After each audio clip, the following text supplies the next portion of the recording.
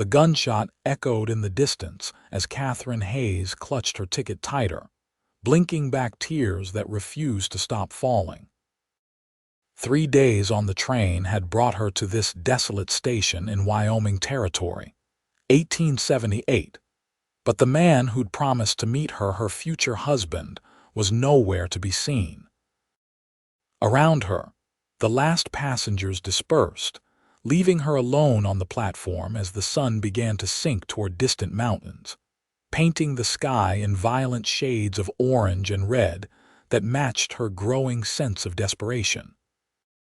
Catherine stared down at the wrinkled photograph of Mr. Blackstone, the man who'd placed the advertisement seeking a bride, the man who'd written such promising letters about their future together. The station master had given her the news bluntly. "Blackstone's dead, miss. Caught a bullet in a saloon fight last week." He'd walked away, leaving her standing beside her heavy trunk, her future evaporating with each passing moment. As the station grew quiet and shadows lengthened, Catherine's shoulders shook with silent sobs. Philadelphia was 3,000 miles behind her. Her family's shame at her unwed status at 22 had pushed her west with nothing but hope and desperate determination. Now, with just $8 in her reticule and nowhere to go, she felt as exposed as the barren landscape stretching around her. "Madam," the deep voice startled her. "You waiting on someone?" Catherine hastily wiped her tears away and turned to face a tall man in dusty riding clothes. His broad shoulders blocked the setting sun, casting his face in shadow beneath a wide-brimmed hat. Her voice caught. "I was to meet someone, but he's gone." The stranger stepped closer, and she could finally see his face weathered by sun and wind, with kind eyes that crinkled slightly at the corners. He couldn't have been more than 30, with a strong jaw shadowed by stubble and a thoughtful expression. "You'd be Blackstone's mail-order bride then," he said, not as a question. Catherine nodded, embarrassment flooding her cheeks. "Yes, but I've just learned he's dead." The man nodded. "Nasty business that." Fresh tears welled in her eyes. "I have nowhere to go." The stranger looked at her for a long moment, then down at the heavy trunk at her feet. Without another word, he bent down and lifted her trunk with surprising ease. As he straightened, his eyes met hers with unexpected gentleness. "You're home now," he said simply. "I don't understand," Catherine replied, taking a step back. "Name's Lucas Everett," he said. "I was Blackstone's neighbor. He owed me money, quite a lot, actually. His property's mine now." He set the trunk down and removed his hat, revealing thick brown hair. "I know this isn't what you expected, madam, but I can offer you a place to stay until you figure things out. No strings attached." Catherine stared at him, weighing her limited options. The alternatives begging for work in a town where she knew no one, or worse, made the decision for her. "Thank you, Mr. Everett," she said finally. "I accept your offer, temporarily." Lucas nodded, a small smile touching his lips as he replaced his hat. "My wagon's just over yonder. Let's get you settled before nightfall." The wagon jolted over the rutted trail as Lucas guided the team of horses away from town. Catherine sat stiffly beside him, her back rigid with uncertainty. The landscape was unlike anything she'd ever seen, vast and wild, with jagged mountains tearing at the sky in the distance. The setting sun cast long shadows across the rolling plains, where occasional clusters of cattle grazed. "It's about 5 miles to the ranch," Lucas said, breaking the silence. "Not much to look at compared to Philadelphia, I imagine." Catherine glanced at him. "How did you know I'm from Philadelphia?" Blackstone mentioned it. "Said he was getting himself an educated city woman." Lucas kept his eyes on the trail. He wasn't much for keeping things to himself. "What else did he tell you about me?" Catherine asked, uncomfortable with the thought of being discussed by strangers. Lucas hesitated. "Just that you were coming, That you were young and had good penmanship. He showed me one of your letters once. Heat rose in Catherine's cheeks. I see. Don't worry, Lucas added quickly. He was discreet about the contents, just proud that a fine lady would agree to marry him. Catherine's throat tightened. And now he's gone. Blackstone was a complicated man, Lucas said carefully. Generous one moment, foolish the next. The drinking didn't help. He never mentioned drinking in his letters, Catherine said quietly. Lucas's hands tightened on the reins. I reckon there were a lot of things he didn't mention. They fell silent again, the only sounds the creak of the wagon and the steady rhythm of the horse's hooves. Catherine studied her companion from the corner of her eye. Lucas Everett was nothing like the man she'd expected to marry. Where Edmund Blackstone's letters had described himself as refined and educated, Lucas appeared to be a working man, his hands calloused, his clothing practical and worn. Yet there was a quiet dignity in the way he held himself. There it is, Lucas said eventually, pointing ahead to where a collection of buildings emerged from a stand of cottonwood trees. It's not much, but it's home. The ranch was modest but well maintained. A small main house built of logs and stone sat centered among several outbuildings. A corral held several horses that lifted their heads as the wagon approached. In the fading light, a lamp glowed from one of the windows. "You have help?" Catherine asked, noticing the light. "Just Mrs. Perkins," Lucas replied. "Comes by 3 days a week to cook and clean. I sent word with one of my hands to let her know you'd be coming." The thought of being alone with a strange man made Catherine's pulse quicken with apprehension. But the presence of another woman, even just a housekeeper, eased her mind somewhat. As the wagon pulled up to the house, the door opened and an older woman with iron-gray hair emerged, wiping her hands on an apron. "About time," she called. "Supper's getting cold." Lucas helped Catherine down from the wagon with gentle hands. "Mrs. Perkins, this is Miss Hayes. She'll be staying with us for a while." The older woman's face softened with understanding. "I'm real sorry about Mr. Blackstone, miss. Come inside and get something to eat. You look done in." Catherine followed Mrs. Perkins into the house while Lucas carried her trunk. The interior was surprisingly comfortable, simple but clean, with sturdy wooden furniture and a stone fireplace that warmed the main room. The smell of beef stew filled the air, making Catherine suddenly aware of how hungry she was. "I've prepared the spare room for you, Mrs. Perkins said, leading the way down a short hallway. "It's small, but it's private." The bedroom was indeed small but tidy, with a narrow bed, a chest of drawers, and a small window that looked out toward the mountains. Lucas set her trunk at the foot of the bed and stepped back. "I'll leave you to get settled," he said. "Supper's ready whenever you are." Alone at last, Catherine sat heavily on the edge of the bed.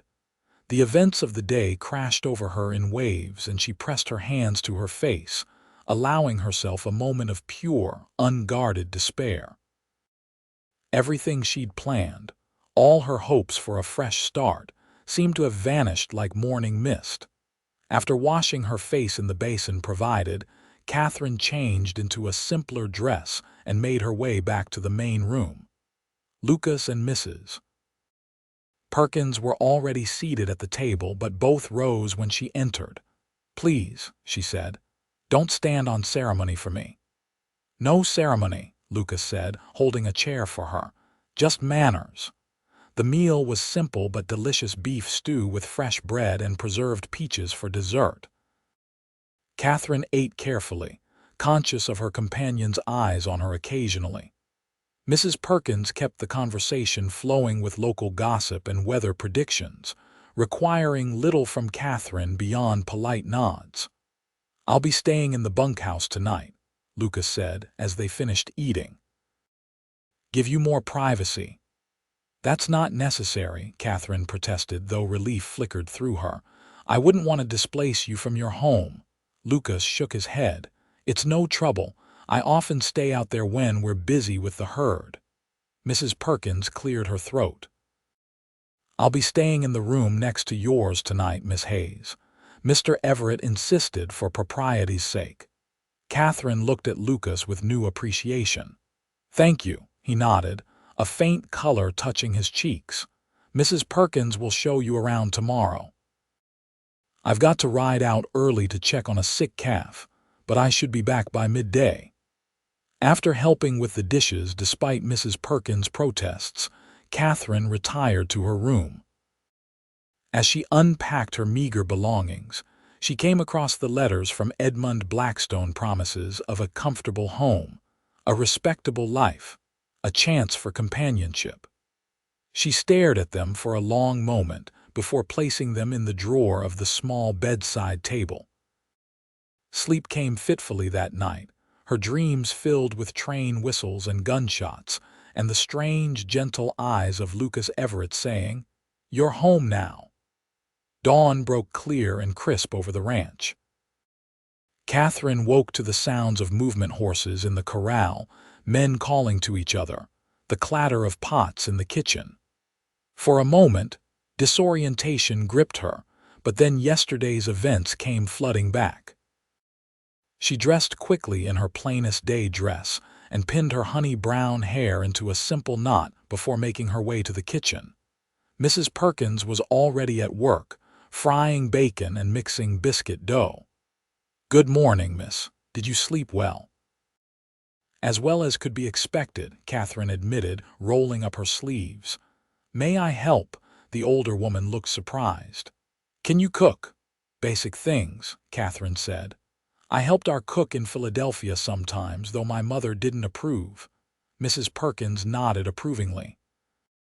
"You can pour the coffee then. Mr. Everett's already gone out, but he left something for you on the table there." Catherine found an envelope with her name written in a bold, clear hand. Inside was a brief note. "Miss Hayes, please consider this advance against any work you might choose to do while you're here. I understand you'll need time to make plans. Take all you need. L.E." Folded with the note were several bills, $20 in total. Catherine's eyes widened.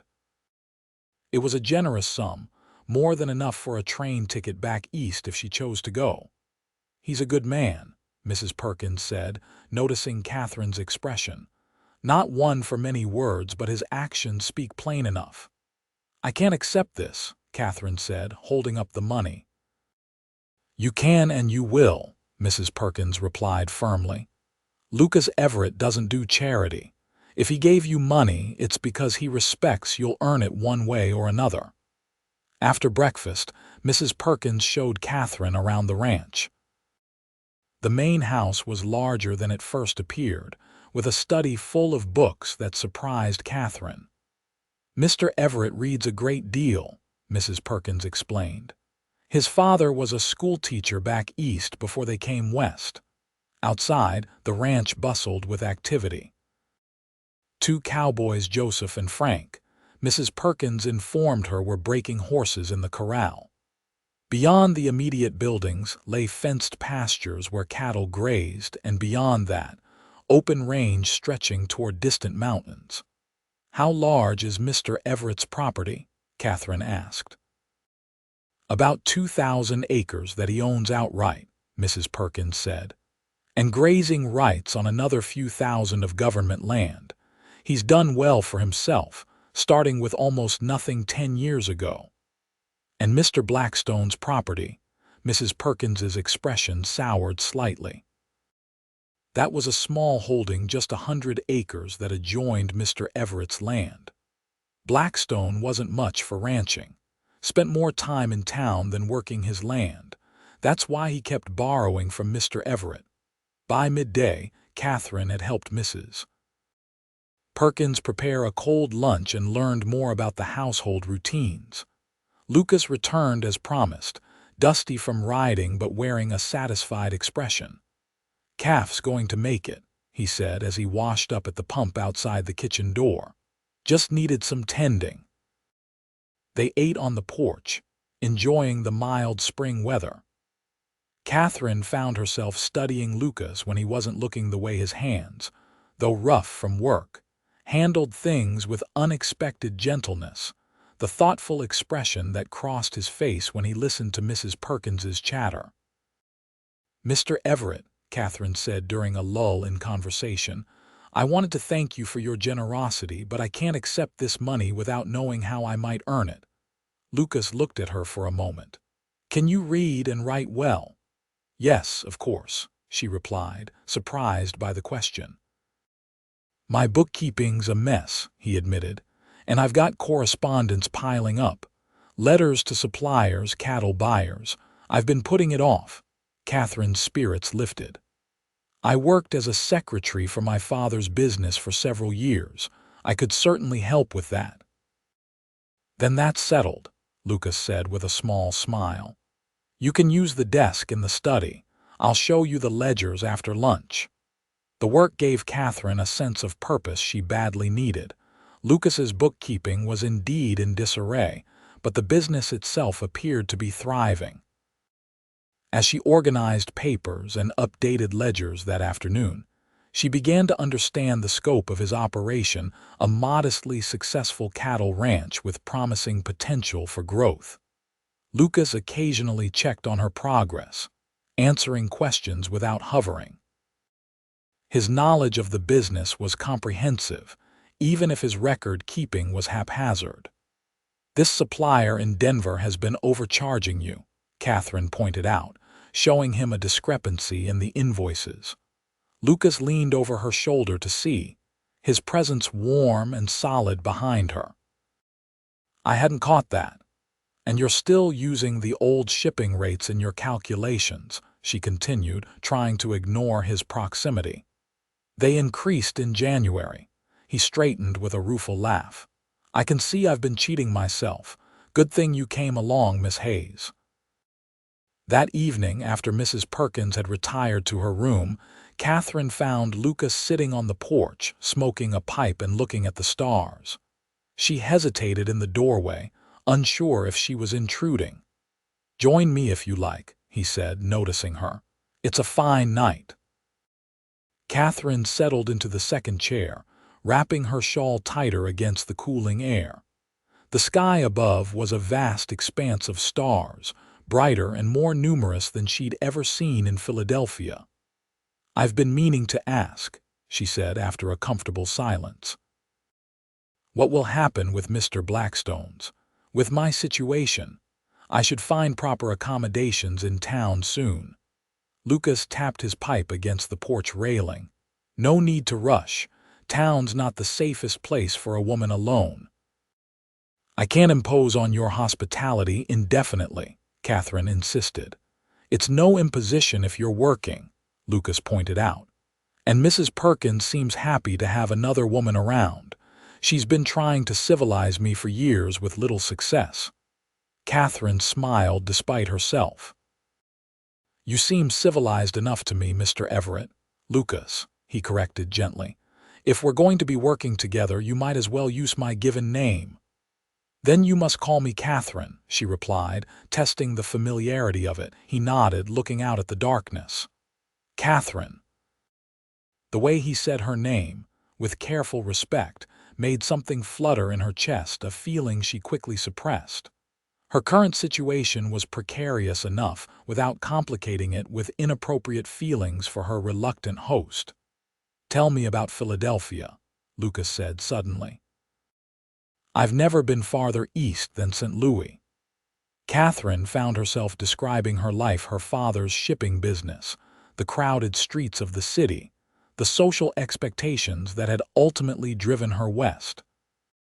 She carefully avoided mentioning the scandal that had made her desperate enough to become a mail-order bride, her broken engagement to the son of her father's business partner, who had abandoned her for a wealthier match. "And your family approved of you coming west?" Lucas asked shrewdly. Catherine hesitated. "They saw it as a solution to certain difficulties." Lucas studied her face in the dim light from the window. "Families can be complicated."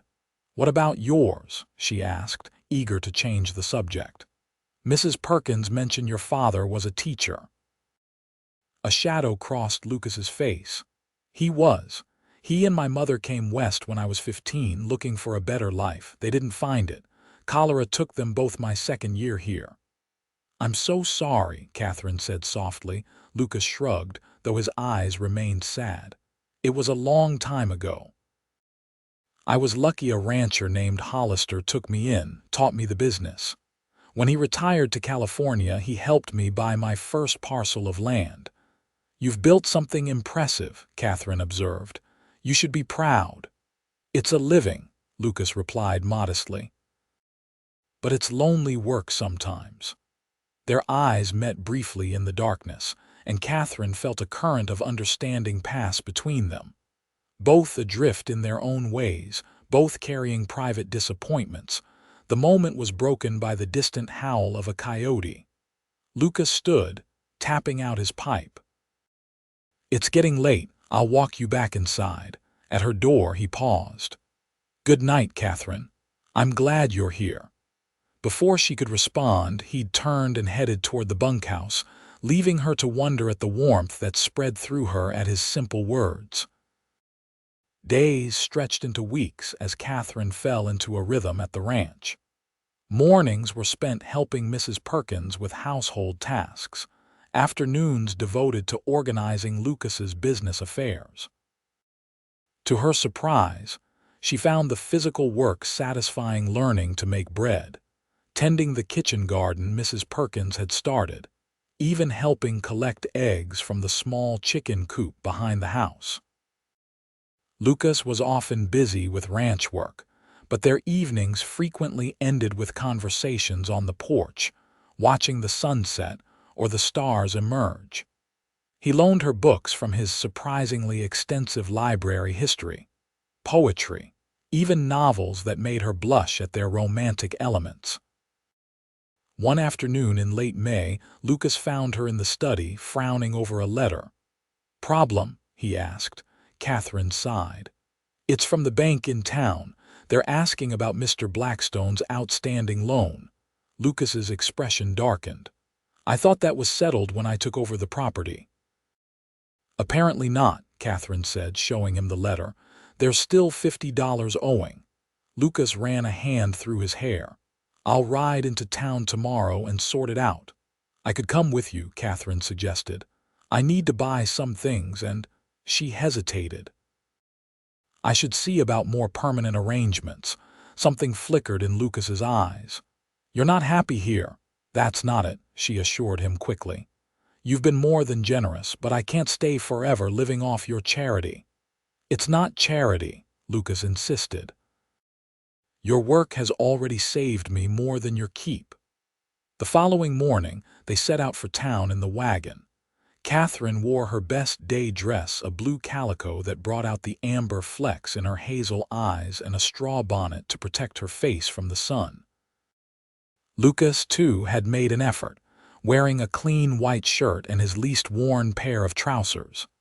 The town of Whiteridge was small but growing, with a main street of false-fronted buildings housing the essential businesses: general store, bank, saloon, hotel, and a few others.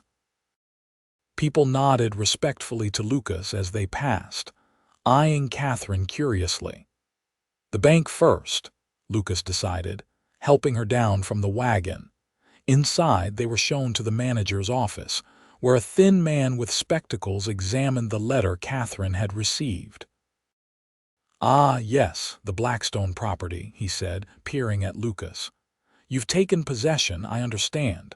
"That's right," Lucas confirmed. "He owed me considerably more than the value of the land." The manager nodded. "Yes, but this loan is separate, taken out just 3 months ago. With Mr. Blackstone's demise, it falls to his estate to repay it." "What estate?" Lucas asked, frowning.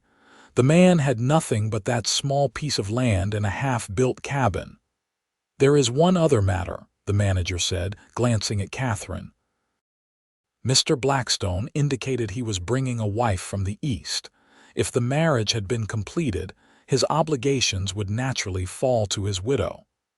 Catherine felt the blood drain from her face. But we weren't married. I only arrived after his death. The bank manager studied her for a moment. I see. Nevertheless, as the intended bride who may have had some expectation of inheritance. That's ridiculous, Lucas interrupted, his voice hard. Miss Hayes had no legal connection to Blackstone. She can't be responsible for his debts. Perhaps not legally, the manager conceded. But there's no but about it, Lucas cut in, standing up. I'll pay the $50 to settle the matter completely, but I want a signed document stating that all of Blackstone's debts are now cleared, with no claim against Miss Hayes or the property. The manager blinked in surprise at Lucas's forcefulness, but quickly agreed. As they left the bank, Lucas was still seething. The nerve of that man, he muttered, trying to make you responsible for Blackstone's poor decisions. Thank you for intervening, Catherine said, touching his arm lightly. I don't know what I would have done if. You don't need to worry about such things while you're with me, Lucas said firmly. The rest of their errands passed more pleasantly. At the general store, Lucas insisted on paying for Catherine's purchases: fabric for a new dress, writing paper, and a few personal items. They ate lunch at the small hotel dining room, where the food was nowhere near as good as Mrs. Perkins's cooking, but offered a welcome change of scene. As they were preparing to leave town, a woman's voice called out, "Lucas Everett, as I live and breathe." They turned to see an attractive blonde woman approaching, dressed in a stylish green dress that emphasized her ample figure. Her painted lips curved into a smile that didn't quite reach her eyes as she looked Catherine over. "Margaret," Lucas greeted her, his tone polite but cool. "How are you?" "Thriving," she replied, still studying Catherine. "Aren't you going to introduce me to your friend?" Lucas cleared his throat. "Miss Catherine Hayes, this is Margaret Wilson. She owns the Silver Spur Saloon." "Pleased to meet you," Catherine said, extending her hand. Margaret took it briefly. "Likewise. You're new in town." "Miss Hayes is staying at my ranch temporarily," Lucas explained. She was meant to marry Edmund Blackstone. Understanding dawned in Margaret's eyes. "The mail-order bride, I heard about that. Bad luck, sugar." She turned back to Lucas. "We've missed you at the Spur. You haven't been in for weeks." "Been busy with spring calving," Lucas replied. Margaret's lips curved knowingly. "Well, don't be a stranger. Your usual table's always waiting." She nodded to Catherine. "Good luck to you, Miss Hayes. You'll need it in this town." With that, she sauntered away, her hips swaying beneath her elaborate bustle. Catherine felt an unexpected pang of jealousy. "A friend of yours?" she asked as they continued to the wagon. Lucas's ears reddened slightly. "Just an acquaintance. I sometimes play cards at her establishment." "I see," Catherine said, though she wondered what else might have transpired between them. Margaret was undeniably attractive, and Lucas was, after all, an unmarried man of appropriate age. The ride back to the ranch was quieter than their journey into town. Catherine found herself thinking of Margaret's familiar manner with Lucas, the way she'd claimed they'd missed him at her saloon. It shouldn't matter to her, Catherine told herself firmly. Lucas Everett's personal life was his own business. Yet she couldn't help the relief she felt when, as they approached the ranch, Lucas suddenly said, "Margaret Wilson and I were never involved, if that's what you're wondering." Catherine blushed. "It's not my place to wonder such things." "Nevertheless," Lucas continued, "I thought you should know. She'd like there to be something between us, makes that clear whenever I'm in town, but I'm not interested in the kind of arrangement she's offering." "I didn't ask for an explanation," Catherine said softly. Lucas's hands tightened on the reins. "I know, I don't want you to think less of me." The simple honesty in his voice made Catherine's heart beat faster. "I don't," she assured him. "Quite the opposite, in fact."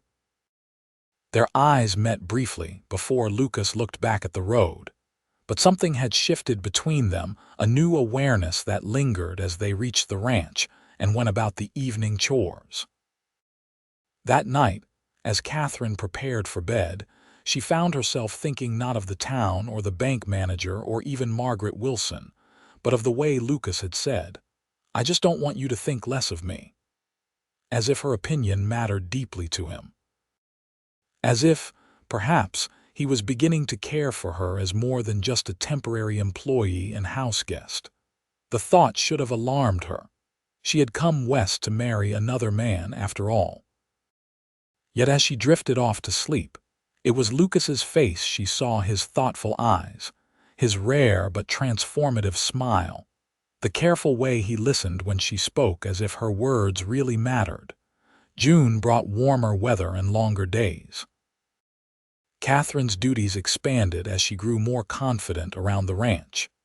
She learned to ride one of the gentler horses, a dappled mare named Pepper, and sometimes accompanied Lucas on short rides around the property. These moments alone together, away from the bustle of ranch work, became precious to her. One evening, as they rode along a creek that marked the eastern boundary of the ranch, Lucas pointed to a small rise crowned with cottonwood trees. "That's Blackstone's property, yours, in a manner of speaking." Catherine reined in her horse to look. A half-built cabin sat on the rise, its unfinished walls exposed to the elements. "He was building a home, started to," Lucas confirmed. "Got the foundation and 2 walls up before he lost interest. Spent more time in town than working on it." Catherine tried to imagine living there with a man she'd never met, isolated and dependent on his goodwill. The thought made her shudder. "Are you cold?" Lucas asked, noticing her reaction. "No," she said, "just thinking about how differently things might have turned out." Lucas studied her face. "Do you regret coming west?" Catherine considered the question seriously. "I regret the desperation that drove me to become a mail-order bride," she said finally.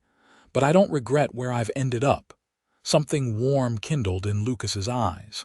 "I'm glad to hear it." They continued riding, the silence between them comfortable. As they rounded a bend in the creek, a doe and her fawn startled from the brush, bounding away with white tails flashing. "Oh," Catherine exclaimed in delight. "They're beautiful." Lucas smiled at her enthusiasm. "There's a lot of beauty out here if you know where to look." "I'm beginning to see that," Catherine replied, and they both knew she wasn't just talking about the landscape. As they headed back toward the ranch, the sky darkened ominously. "Storm coming," Lucas observed, looking at the clouds building on the western horizon. "We should hurry." They'd barely reached the corral when the first fat raindrops began to fall. By the time they'd unsaddled the horses and secured them in the stable, rain was pouring down in sheets. They made a dash for the house, arriving on the porch soaked and laughing. "Your hair," Lucas said, reaching out hesitantly to touch a wet strand that had escaped from Catherine's pins. His fingers brushed her cheek, and she forgot to breathe. They stood frozen for a moment, rain drumming on the porch roof, his hand warm against her skin. "Catherine," he said softly, his voice rough with emotion. The door opened suddenly, and they sprang apart as Mrs. Perkins appeared. "There you are. I was getting worried with that storm rolling in. Come inside before you both catch your death." The moment broken, they followed her inside, but something had changed. Catherine felt it in the glances they exchanged over dinner, in the careful distance Lucas maintained afterward, as if afraid to trust himself too close to her. That night, lying in bed listening to the storm lash against her window, Catherine admitted to herself what she'd been denying for weeks. She was falling in love with Lucas Everett, a man who had offered her shelter out of duty, who had been nothing but honorable in his treatment of her. A man who, for all his kindness, had never suggested he wanted anything more than their current arrangement. The realization both thrilled and terrified her. She had come west to marry, yes, but her heart had not been involved in that decision. This feeling, this growing, deepening attachment, was something altogether different and far more dangerous. Morning brought clear skies and muddy ground. Lucas was already gone when Catherine emerged for breakfast, having ridden out at dawn to check for cattle stranded by the storm. "He won't be back till evening," Mrs. Perkins informed her. "Asked me to tell you not to worry." Catherine tried to focus on her usual tasks, but her mind kept returning to the moment on the porch, Lucas's fingers against her skin, the way he'd said her name. She was so distracted that she almost missed the approaching rider until he was nearly at the door. The man who dismounted was a stranger, tall and broad-shouldered, with a marshal's badge pinned to his vest. "Madam," he greeted her, removing his hat. "I'm looking for Lucas Everett." "He's out checking the herd," Catherine replied. "Can I help you?" The marshal studied her with interest. "You must be the mail-order bride I've heard about, Marshal Daniel Fletcher." He extended his hand. Catherine shook it cautiously. "Catherine Hayes, what brings you to the ranch, Marshal?" "Got some questions about Edmund Blackstone's death," Fletcher said, watching her reaction carefully. "Mind if I come in?" Catherine led him to the kitchen, where Mrs. Perkins was kneading bread dough. The housekeeper's eyes widened at the sight of the marshal. "Coffee?" Catherine offered, trying to hide her nervousness. "Much obliged," Fletcher said, settling at the table. "So, Miss Hayes, I understand you arrived expecting to marry Blackstone only to find him dead." "That's right," Catherine confirmed, pouring coffee. "The station master told me." Fletcher nodded. "Nasty business, getting shot in a card game. Thing is, some new information's come to light. Seems Blackstone was cheating that night, and the man who shot him claimed self-defense after Blackstone drew on him first." "What does this have to do with us?" Mrs. Perkins asked bluntly. The marshal sipped his coffee. "Blackstone owed money all over town. Since his death, Mr. Everett has paid off those debts and taken possession of Blackstone's property. Some folks think that's mighty convenient." Catherine felt a chill. "Are you suggesting Lucas had something to do with Mr. Blackstone's death?" "I'm not suggesting anything," Fletcher said mildly. "Just asking questions. Everett and Blackstone had words at the Silver Spur the week before the shooting. Several people witnessed it. What was the argument about?" Catherine asked. Fletcher's eyes narrowed slightly. "You, Miss Hayes. Blackstone was bragging about his mail-order bride, showing your photograph around. Everett told him to stop disrespecting you." Catherine's heart contracted painfully. Lucas had defended her honor before he'd even met her. "Lucas Everett is the most honorable man I know," Mrs. Perkins declared firmly. "He'd never be involved in murder." Fletcher raised his hands placatingly. "Like I said, I'm just asking questions. When will Everett be back?" "This evening," Catherine replied, struggling to keep her voice steady. "But I can assure you, Marshal, he had nothing to do with Mr. Blackstone's death." The marshal finished his coffee and stood. "I'll come back tomorrow then. In the meantime, I'd appreciate if you didn't mention my visit. I'd like to see Mr. Everett's natural reaction to my questions." After he'd gone, Catherine and Mrs. Perkins exchanged worried looks. "This is ridiculous," the housekeeper said. "Lucas wouldn't hurt a fly unless provoked." "We have to warn him," Catherine decided. "Do you know which part of the range he was checking?" Mrs. Perkins hesitated. "The north pasture, but Catherine, you can't ride out there alone. It's miles away and the ground's treacherous after that rain." "I have to," Catherine insisted. "If the marshal comes back before Lucas returns, who knows what might happen?" Despite Mrs. Perkins's protests, Catherine saddled Pepper and set out, following the directions the housekeeper reluctantly provided. The ground was indeed muddy, forcing her to ride slowly, but determination drove her forward. The thought of Lucas being accused of murder, possibly because he defended her honor, was unbearable. The northern pasture lay beyond a series of low hills. As Catherine crested the final rise, she saw cattle scattered across the valley below. In the distance, two riders moved, among them Lucas and one of his hands, judging by the familiar hat and the way he sat his horse. "Lucas," she called, urging Pepper down the slope. He turned at the sound, surprise registering on his face as he recognized her.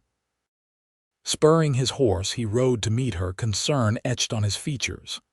"Catherine, what's wrong? Are you hurt?" "No," she assured him quickly. "But there's trouble. A marshal came to the ranch asking questions about Mr. Blackstone's death." Lucas's expression darkened. "Fletcher." "You know him. We've had dealings before," Lucas said grimly. "What did he want?" Catherine explained the marshal's insinuations as they rode side by side. Lucas's face grew increasingly troubled. "I did argue with Blackstone that night," he admitted. "He was showing your photograph around, making crude suggestions. I couldn't stand it." "The marshal thinks you might have had something to do with his death," Catherine said, her voice catching. Lucas reined in his horse sharply. "And what do you think, Catherine?" She met his gaze without hesitation. "I think you're a good man who would never commit murder. I trust you, Lucas." The tension in his face eased slightly. "Thank you for that. But Fletcher's persistent. He's had it in for me since I testified against a friend of his in a land dispute last year." "What are you going to do?" "Return to the ranch and face him," Lucas said simply. "I've got nothing to hide." They rode back together, Lucas signaling to his hand to continue checking the herd. As they traveled, he explained more about his history with Blackstone, the loans that were never repaid, the man's drinking and gambling, the responsibility Lucas had felt to look after his neighbor despite their differences. "I didn't like him much," Lucas admitted, "but I didn't wish him dead. When I heard he was bringing a bride from back east, I worried for her, for you. Blackstone wasn't the man he pretended to be in those letters." "I'm beginning to understand that," Catherine said softly. Lucas looked at her searchingly. "I'm sorry he disappointed you." "Don't be," Catherine replied. "If things had happened differently, I wouldn't be here now." The weight of her words hung between them as they rode, unspoken feelings gathering like storm clouds on the horizon. When they reached the ranch, Fletcher was waiting for them, seated on the porch with deceptive casualness. He stood as they dismounted. "Everett," he greeted Lucas, "been looking for you." "So I hear," Lucas replied coolly, helping Catherine down from her horse. "Let's talk inside." The three of them entered the house, where Mrs. Perkins hovered anxiously. Fletcher declined offers of refreshment, getting straight to business. "Where were you the night Edmund Blackstone was killed?" he asked Lucas. "Here at the ranch," Lucas replied evenly. "Frank and Joseph were with me. We were preparing for a cattle drive." "Can anyone else confirm that, Mrs. Perkins?" Lucas said. "She brought dinner out to the bunkhouse around 8. We were all there." The housekeeper nodded firmly. "That's right. Mr. Everett was playing cards with the hands when I left around 9.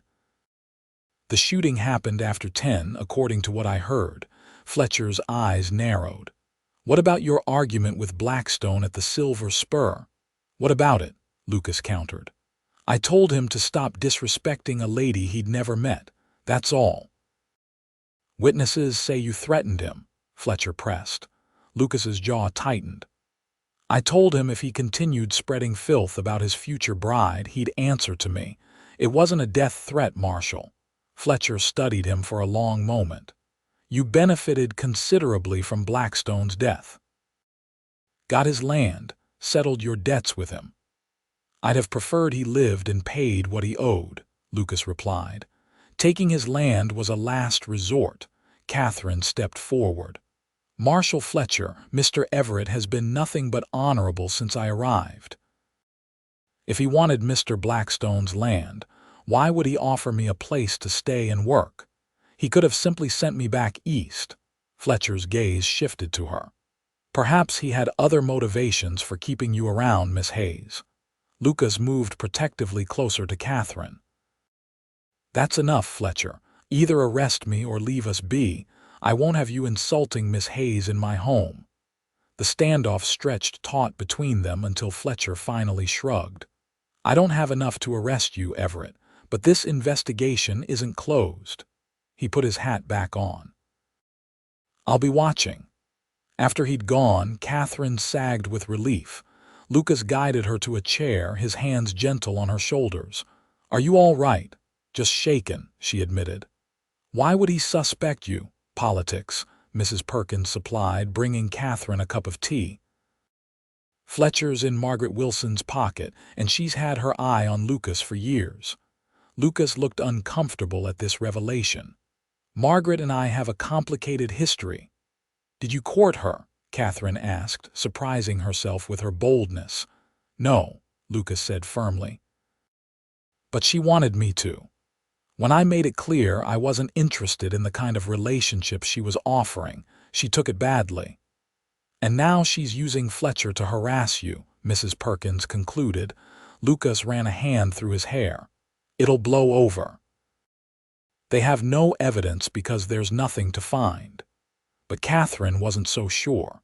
The determined look in Fletcher's eyes suggested a man with a mission, and Margaret Wilson struck her as a woman accustomed to getting what she wanted. That evening, after Mrs.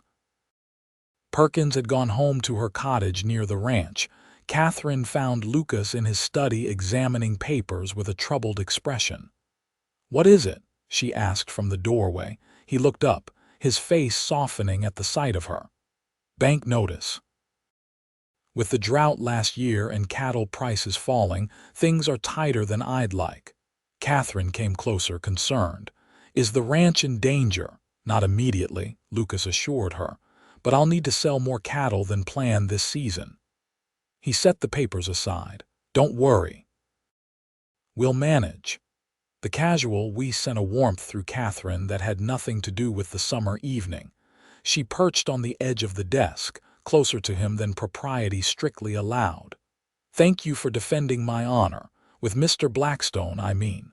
Lucas's eyes darkened. He had no right to speak of you that way. You didn't even know me then, Catherine pointed out softly. I knew enough, Lucas replied, his voice low. I knew you deserved better than Blackstone. He hesitated, then added, better than me too, probably. Catherine's heart beat faster. That's not true. Lucas stood, suddenly very close to her. Catherine, this isn't why I offered you a place here. I need you to know that. I do know, she assured him, scarcely breathing as he moved closer still. But things have changed, he continued, his voice rough with emotion. The way I feel about you, a sharp knock at the door interrupted him. Lucas stepped back, frustration flashing across his face. Who could that be at this hour? They found Joseph, one of the ranch hands at the door, his expression urgent. Boss, there's trouble. Cattle rustlers hit the Wilson place, Fletcher's forming a posse. Lucas's posture stiffened. Margaret's ranch was robbed, Joseph nodded. 10 head at least. Fletcher sent word all able men are to meet in town in an hour. Lucas turned to Catherine, apology in his eyes. I have to go. I understand, she said, though disappointment coursed through her. Whatever Lucas had been about to confess would have to wait. Bar the doors after I'm gone, he instructed, already gathering his gun, belt, and hat. I don't trust Fletcher, and I don't want you here alone and unprotected. Be careful, Catherine urged as he prepared to leave. This could be a trap. Lucas paused at the door, his eyes intense as they met hers. Catherine, when I get back, he stopped, seeming to wrestle with his thoughts. Yes, she prompted softly. Instead of answering, he stepped forward and kissed her, a brief, fierce press of his lips against hers that left her breathless. Then he was gone, the sound of hoofbeats fading into the night. Catherine touched her lips, still feeling the imprint of his kiss. Whatever happened when Lucas returned, nothing between them would ever be the same again. The night stretched endlessly as Catherine waited, alternating between pacing and attempting to distract herself with books or needlework. Near dawn, exhaustion finally claimed her, and she dozed fitfully in a chair by the window. The sound of approaching horses jolted her awake. Peering out, she saw several riders approaching Lucas among them, to her profound relief. But as they drew closer, she realized something was wrong. Lucas was slumped in his saddle, supported by Joseph riding alongside him. Catherine flung open the door and ran to meet them. "What happened?" "Ambush," Joseph explained grimly as he helped ease Lucas from his horse. "We found the rustlers, but they were waiting for us. Fletcher led us right into it." Lucas's shirt was soaked with blood from a wound in his left shoulder. His face was pale, but his eyes focused on Catherine as she helped support him into the house. "I'm all right," he insisted weakly. "Just a flesh wound." "Flesh wounds don't bleed like that," she retorted, fear making her voice sharp. "Get him to his bedroom," she instructed Joseph. "Then fetch Mrs. Perkins, she has experience with injuries." As they settled Lucas on his bed, Catherine quickly assessed the damage. The bullet had passed through his shoulder, leaving a clean but bleeding wound. She cut away his shirt and began cleaning the injury with water and whiskey from his bedside table. "The rustlers," Lucas said through gritted teeth as she worked. "They were hired guns, not ordinary thieves." "Don't talk," Catherine ordered, pressing a clean cloth against the wound to slow the bleeding. "Save your strength." "Fletcher disappeared when the shooting started," Lucas continued stubbornly. Almost as if he knew what was coming, Catherine's hand stilled. "You think he set you up?" "I think Margaret Wilson would go to great lengths to eliminate competition," Lucas replied, wincing as Catherine resumed her ministrations. "My ranch borders hers. She's wanted this land for years." Mrs. Perkins arrived, breathless from running. Her experienced hands took over from Catherine, examining the wound with professional detachment. "You're lucky," she told Lucas. "An inch to the right and you'd be meeting your maker." With Mrs. Perkins's help, Catherine cleaned and bandaged the wound properly. Lucas endured their attention stoically, though beads of sweat on his forehead betrayed his pain. "He needs rest," Mrs. Perkins declared when they'd finished, "and someone should stay with him. Fever might set in." "I'll stay," Catherine said immediately. "You should check on the other men who were wounded." Lucas caught her hand as Mrs. Perkins left. "You don't have to do this." "Yes, I do," Catherine replied simply, settling into a chair beside his bed. For the next 2 days, Catherine barely left Lucas's side, changing his bandages, coaxing him to eat broth and drink water, monitoring anxiously for signs of infection. To her relief, the wound remained clean, and by the 3rd day, Lucas was insisting he felt well enough to get up. "Absolutely not," Catherine said firmly, pushing him back against the pillows. "Mrs. Perkins says at least 5 days of rest." "Catherine," Lucas began, frustration evident in his voice. "The ranch is being managed by Joseph and Frank," she finished for him. "I've been keeping the books updated, and Mrs. Perkins is overseeing everything else. The world won't end if you rest for a few more days." Lucas subsided, though his expression remained stubborn. "Have you heard anything from town, about Fletcher or the rustlers?" Catherine hesitated. "Joseph said 3 of the rustlers were caught. They're being held in the town jail. No sign of Fletcher since the ambush." "He'll turn up," Lucas predicted grimly. "Men like that always do." On the 4th day, as Catherine was changing Lucas's bandage, he caught her hand. "You've been avoiding talking about what happened before I left." Catherine's cheeks warmed. The kiss they'd shared had been constantly in her thoughts, but with Lucas injured, she'd pushed aside her questions about what it meant. "You were hurt. It didn't seem important." It's the most important thing in the world to me, Lucas said quietly, his eyes holding hers. Catherine, I need to tell you something. Her heart quickened. Yes. When Blackstone first told me he was bringing a bride from back east, I thought he was a fool, Lucas began. What kind of woman would agree to marry a stranger, I wondered. Then I saw your photograph just once when he showed it at the general store. You looked so dignified, hopeful. I couldn't understand why someone like you would tie yourself to someone like him. Catherine swallowed hard. I was desperate to escape Philadelphia after my engagement ended badly. My former fiancé spread rumors that ruined my reputation. No respectable man would court me after that. Lucas's fingers tightened around hers. The man was clearly an idiot. A smile tugged at Catherine's lips despite the painful memories. Go on. When I heard Blackstone was dead and that you were arriving anyway, I felt responsible somehow, Lucas continued. I told myself I was just being neighborly, offering you a place to stay. But the truth is, from the moment I saw you standing alone at that station, something inside me recognized you. Recognized me, Catherine repeated softly. Lucas nodded, his eyes never leaving hers. As if I'd been waiting for you without knowing it. These past months, watching you adapt to ranch life, seeing your courage and determination, I've fallen in love with you, Catherine. Completely and irrevocably. Joy surged through Catherine, so intense it left her breathless. Lucas, let me finish, he said, his voice rough with emotion. I know this isn't what you came west for. You expected to be a married woman by now with a home of your own. I can't offer you the refinement Blackstone promised, but I can offer you my heart, my name, and everything I possess. Are you proposing? Catherine asked, scarcely believing what she was hearing. Lucas's face was solemn. I am. Catherine Hayes, will you marry me? Not out of convenience or necessity, but because I hope you might feel something for me too. Catherine's vision blurred with tears. I do, she whispered. I love you too, Lucas. These months with you have shown me what real partnership can be, what love should feel like.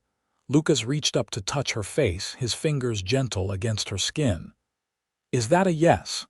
Yes, Catherine confirmed, leaning down to press her lips to his. Yes, I will marry you. Their kiss deepened, tender yet urgent, full of promise. When they finally parted, both breathless, Lucas smiled, a full, unguarded smile that transformed his face.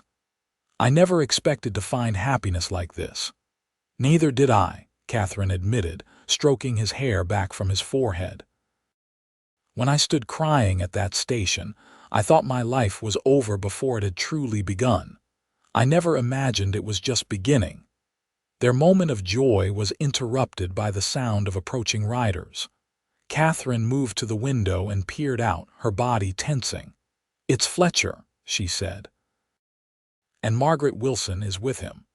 Lucas struggled to sit up, grimacing with pain. Help me up. I won't meet them lying down like an invalid.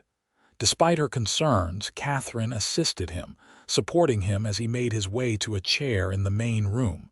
Mrs.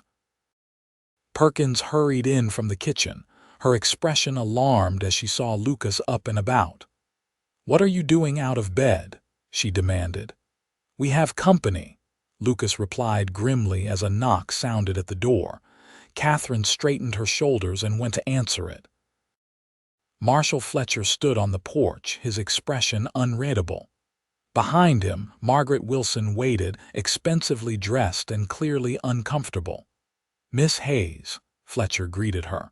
We need to speak with Lucas Everett. He's recovering from a bullet wound, Catherine replied coldly.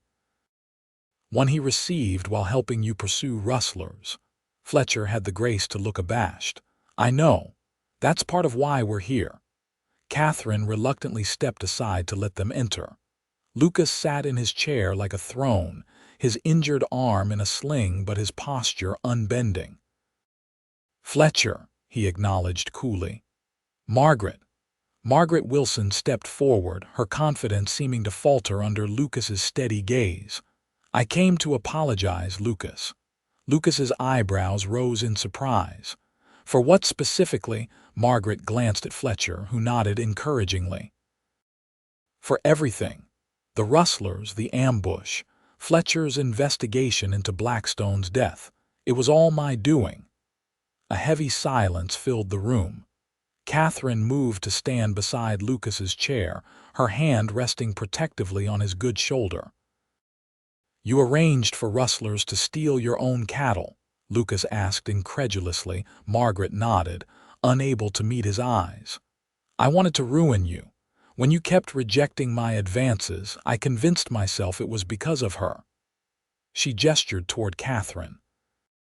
"I thought if I could get rid of you, take over your ranch, I'd finally have what I wanted."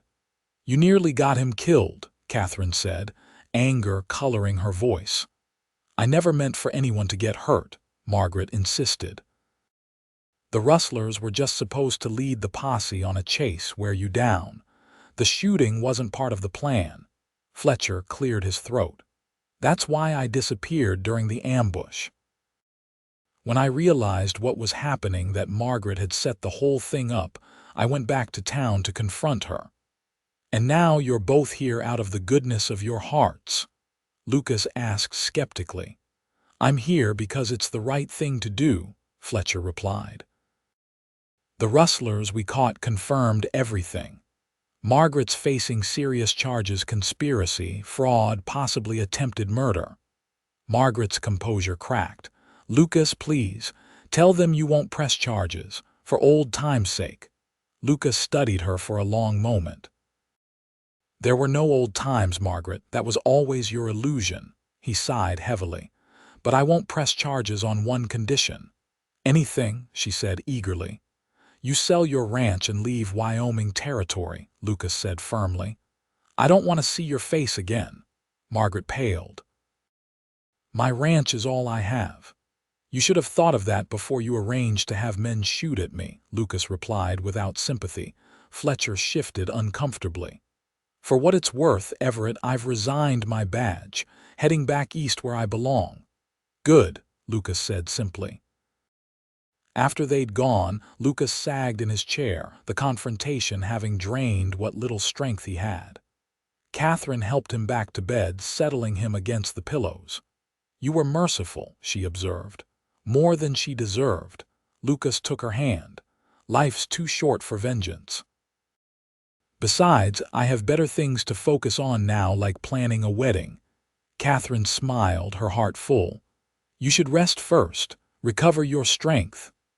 "I've never felt stronger," Lucas assured her, pulling her down for a kiss. "Not since the day a crying bride stood at the station, and I told her she was home." 2 weeks later, Catherine stood before the mirror in her bedroom, hardly recognizing herself.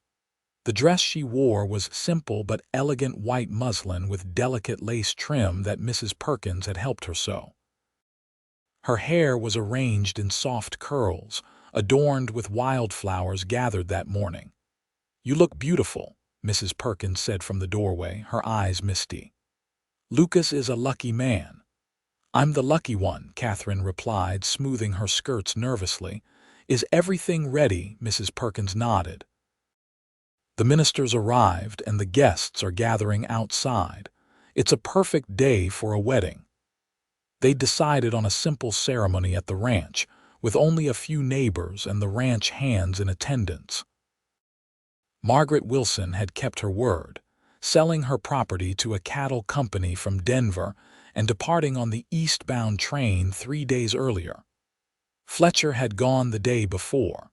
A knock at the door revealed Joseph, looking uncomfortable in his Sunday best. "It's time, Miss Catherine," he said, offering his arm.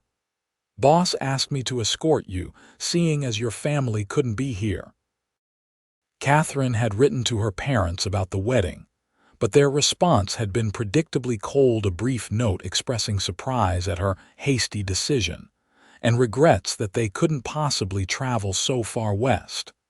The rejection stung, but not as deeply as it once might have. She had found a new family here. Outside, a small gathering waited in the shade of the cottonwood trees. Lucas stood with the minister, his injured arm still in a sling but his face radiant as he watched Catherine approach. He'd had a proper suit made for the occasion, and his usually unruly hair was neatly combed. As Joseph led her to Lucas's side, Catherine felt a sense of rightness that transcended all her previous doubts and fears. This was where she belonged, not as a desperate mail-order bride settling for security, but as a woman choosing love with her whole heart. The ceremony was brief but meaningful. When the minister pronounced them husband and wife, Lucas kissed her with such tenderness that several of the guests cheered. The celebration afterward was joyful, a feast prepared by Mrs. Perkins. Music from a fiddle played by one of the neighboring ranchers, and dancing that continued well into the evening. As night fell, the guests departed, leaving the newlyweds alone at last. Lucas led Catherine onto the porch, where they stood watching stars emerge in the vast Wyoming sky. "Happy, Mrs. Everett?" Lucas asked, his arm around her waist. "Completely," Catherine assured him, leaning into his embrace. "Though I still can't quite believe how we came to be here. If Edmund Blackstone hadn't placed that advertisement, if he hadn't died," Lucas added softly. "If you hadn't been at the station that day." Lucas turned to face her, taking both her hands in his. "I believe some things are meant to be, Catherine. Call it fate or providence or just plain luck, but I was supposed to find you that day. You were always meant to be home here with me." Catherine smiled up at him, her heart overflowing with love for this man who had lifted not just her trunk but her spirits and her hopes that fateful day. "You're right," she agreed. "This is exactly where I belong." He kissed her again, deeper this time, a promise of the life they would build together. And as the stars shimmered above their home, Catherine knew that all the tears shed at that lonely station had led her precisely where she needed to be, in the arms of a man who saw her not as a convenient bride, but as the missing piece of his heart. 5 years later, Catherine sat on the same porch, watching Lucas teach their 4-year-old son, William, how to rope a small wooden steer they'd set up in the yard. Beside her in a cradle, their 6-month-old daughter, Emily, slept peacefully. The ranch had prospered under their joint care. Lucas's strength and Catherine's business acumen had proven a powerful combination. They'd expanded their holdings, built a larger house, and established themselves as respected members of the community. "Mama, look," William called excitedly as his small rope settled around the wooden steer's horns. "I did it." "Wonderful, darling," Catherine called back, smiling at her son's obvious pride and his father's even more obvious delight. Lucas scooped William up onto his shoulders and approached the porch. "We have ourselves a natural cowboy here," he declared, depositing their giggling son beside Catherine. "Just like his mama," Catherine laughed. "I hardly qualify as a natural. You taught me everything I know about ranch life."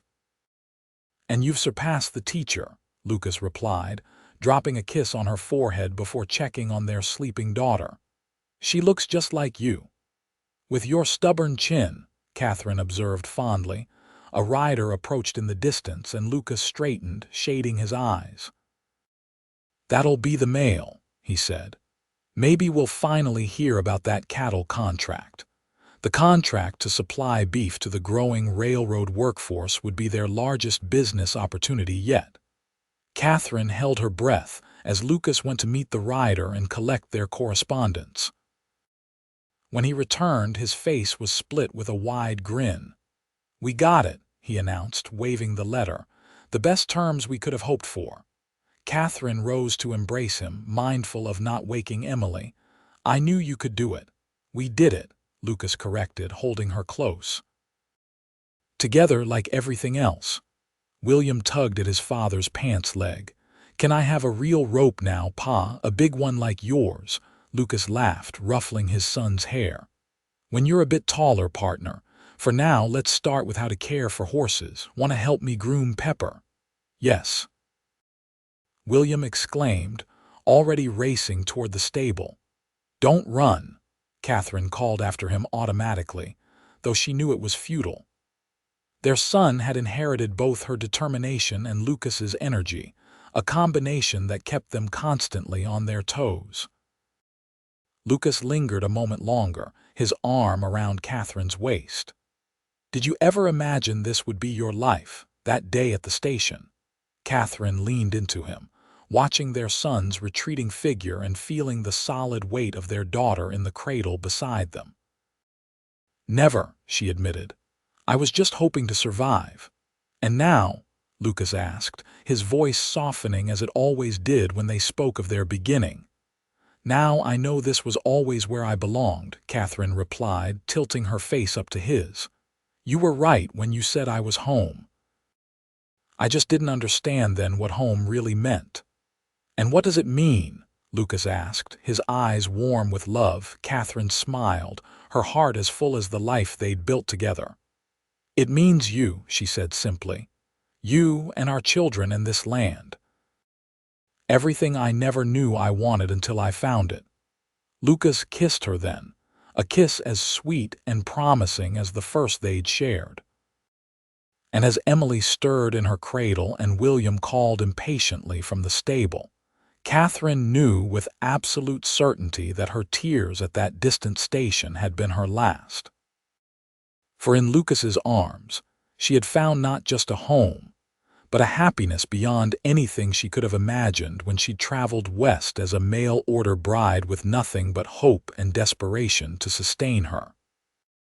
That lonely, crying woman at the station seemed like someone from another lifetime, someone Catherine could now look back on with compassion and understanding.